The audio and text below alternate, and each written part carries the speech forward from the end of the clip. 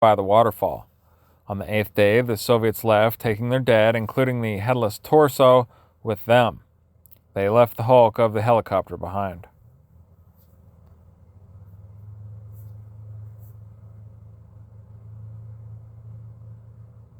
Commentary.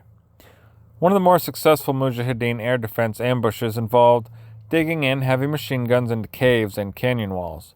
When the Soviet DRA helicopters flew down the canyon, the machine guns would fire across the canyon, filling the air with bullets. The helicopters could not attack the machine guns and were hard-pressed to avoid the bullets. This ambush would have worked well in Kines Canyon. The Soviets painted numbers on boulders and rocks to provide reference points during their attack. This is a good technique, and it aids adjusting air and artillery fire and keeping track of the progress of units as they advance. Still, the Soviet attack was a frontal attack, which allowed the Mujahideen to concentrate their fires against the Soviet advance. A successful defense. In March 1983, our group leader, Malawi Mohammed Shah, took the bulk of our Mujahideen to Nimruz province. Iran had supplied him with weapons and encouraged him to join the Mujahideen in Nimruz province in attacking the DRA, 4th Border Guards Brigade at Kong-Walawi district, near the Iranian border. Along with the Iranian weapons, Mohammed Shah took most of our Dishka machine guns. The attack on the border post failed, and Mohammed Shah lost 35 men. His own son lost a leg in the fighting. It was a heavy blow to our group, and we felt that Iran had conspired in our defeat. At the time, Mohammed Shah was about to form an alliance with the Maoist Gul Mohammed and Parvez Shahryari. Both were from Harakat, IRMA, and receiving arms from Iran. Under the alliance, we would leave Sharafat Ko and move to Chahar Burjak. This would have strengthened the Mujahideen, and Iran wanted to weaken us and make us dependent on Iran. As a result of the disastrous attack, the Sharafat Ko front was now weakened, and we only had 25 men in our base. After the disaster, I was preparing to leave the base and visit my home, but as I moved out, I saw that the Soviets were fighting in Shiwan, so I returned to the base, where I made radio transmissions, supposedly sending 50 men to this ridge and 40 men to that ridge. This radio deception was supposed to keep the Soviets at bay.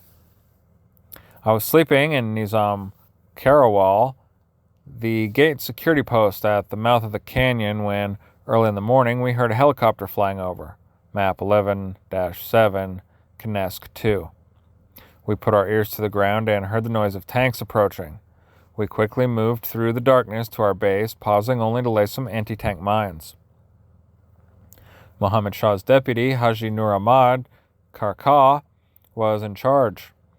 We had gathered in the darkness, discussing what to do when Mullah Ghulam Haidar and his Mujahideen from Shiwan joined us. They had noted the Soviet preparations and guessed that we were the target, so they came across the desert to join us. They arrived hours before the Soviets. We vowed to resist and to kill anyone who tried to flee. We took up positions on the high ground on both sides of the canyon on the ridges of Torapara, Shnapara, and Spinapara.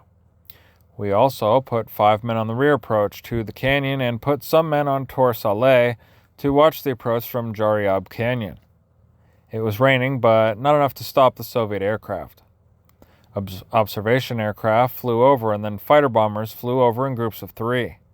They made bombing runs on us. We only had 2 Dishka machine guns left, and they were not enough to keep the aircraft away. The enemy intensified his bombing. They also began firing artillery at us and kept it up all night, depriving us of sleep. Before sunrise on the second day, the enemy ground attack began. There were probably 2 battalions in the attack. One battalion attacked Torapara and the other attacked Spinapara. Tanks supported the dismounted infantry, who tried to approach the canyon but failed.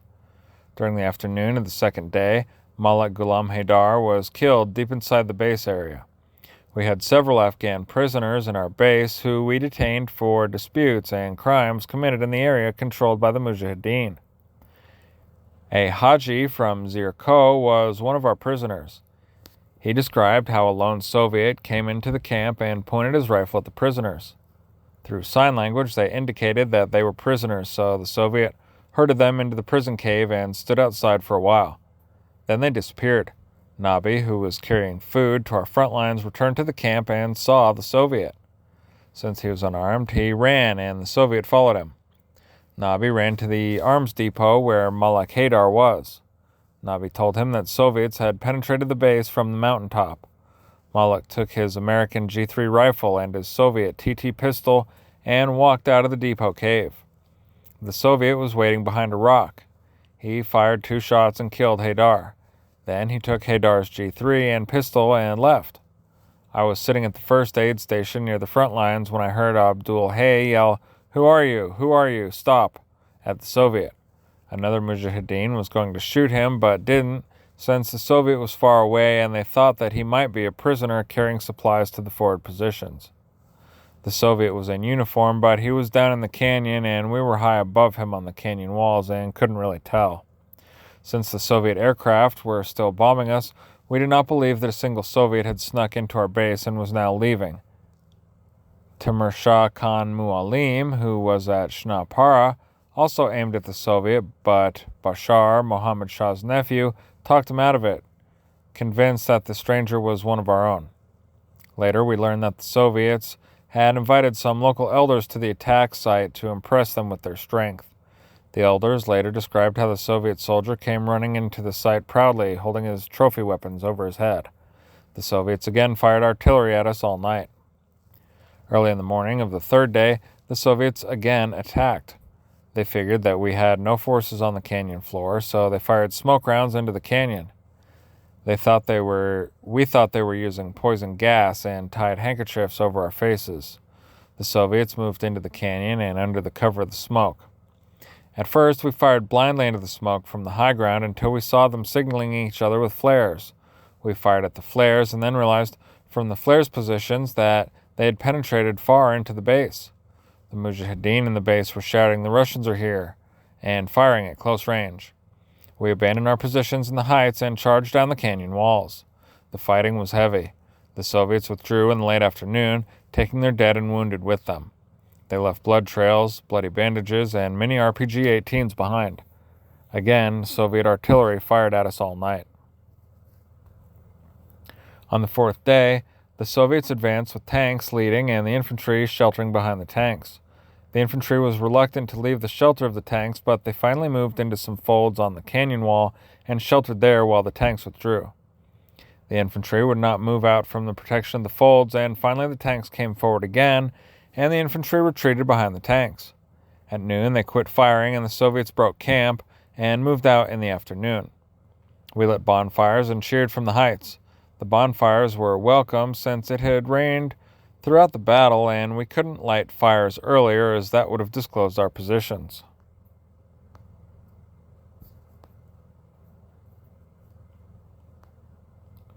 An unsuccessful defense. In 1985, we had disputes over leadership and distribution of spoils, and the Mujahideen split into tribal units and moved into the various canyons. Haji Abdul Khalik and his Mujahideen from the Norzai tribe moved to the Sheikh Razi Baba Canyon. Haji Gulan Rasul Shiwani Rasul Akuzada and the Mujahideen from the Alazai and Barakzai tribes moved to the Kali Amani Canyon. I went with this group. Malawi Muhammad Shah and his Mujahideen from the Achkazai tribe stayed in the Kali Kines Canyon.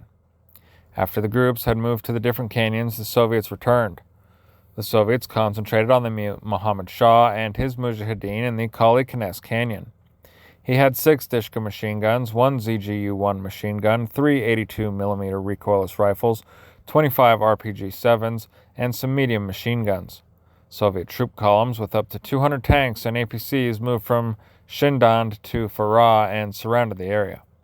Soviet aircraft flew from Shindand Air Base and bombed the base from high and low altitudes. Soviet artillery moved into position and hammered his positions for several hours with heavy fire. Map 11-8, Kinesk 3. The Soviets spent the first day with artillery and air preparations. On the second day, they launched an attack against the canyon with infantry supported by tanks. Muhammad Shah's force repulsed the attack. On the third day, the Soviets attacked the canyon mouth again, but they also snuck a force up the Jaryab Canyon and then landed air assault forces on the mountaintop. These forces crossed over into the Kali Kines Canyon and took Muhammad Shah's force from the rear. Muhammad Shah's son was killed while firing his ZGU-1. Muhammad Shah's force was pinned between the two Soviet forces as night fell. Muhammad Shah gathered his force and said, "Either we stand and die here to the last man, or we take a risk and charge the attackers and try to break out. We should break out as a group. If they see us, we will have enough firepower to fight them. If they don't see us, we will all leave together." All his mujahideen agreed. Some 70 mujahideen slipped out between the Soviet forces up the canyon and into the mountain. Only a few old men remained.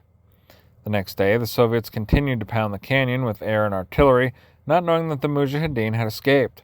On the 5th day, they entered the base, mined the caves, looted what they could, and left.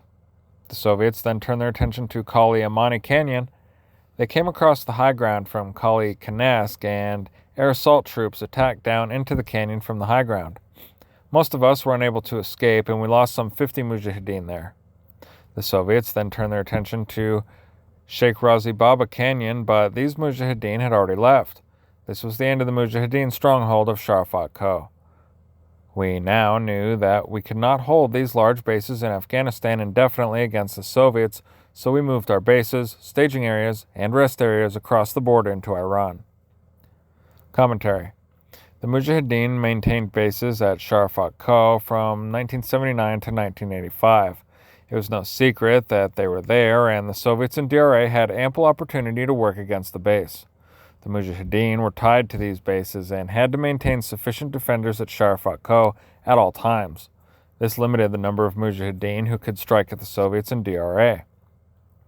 Once the Mujahideen split up into several canyons, they lacked communications between the canyons and were unable to provide warning or coordinate actions against the Soviets. The Soviets were able to defeat each group piecemeal. However, the Soviets were not successful in attacking Sharafat Koh from the desert floor up.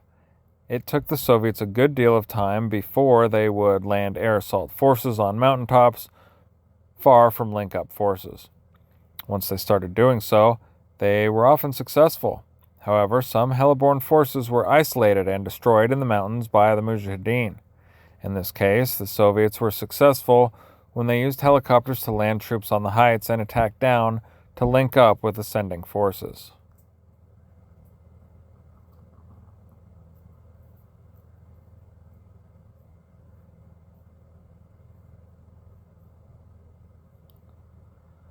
A successful defense commentary. Again, the Soviets conducted a frontal attack, but this time relied on a smokescreen to aid their advance. The advance was initially successful, but the Soviets failed to clear their flanks as they advanced. Once the Soviets began to take casualties, they withdrew. Abandoning ground, they would unsuccessfully try to retake the following day. The Mujahideen, who lacked communications, were hard-pressed to control the battle.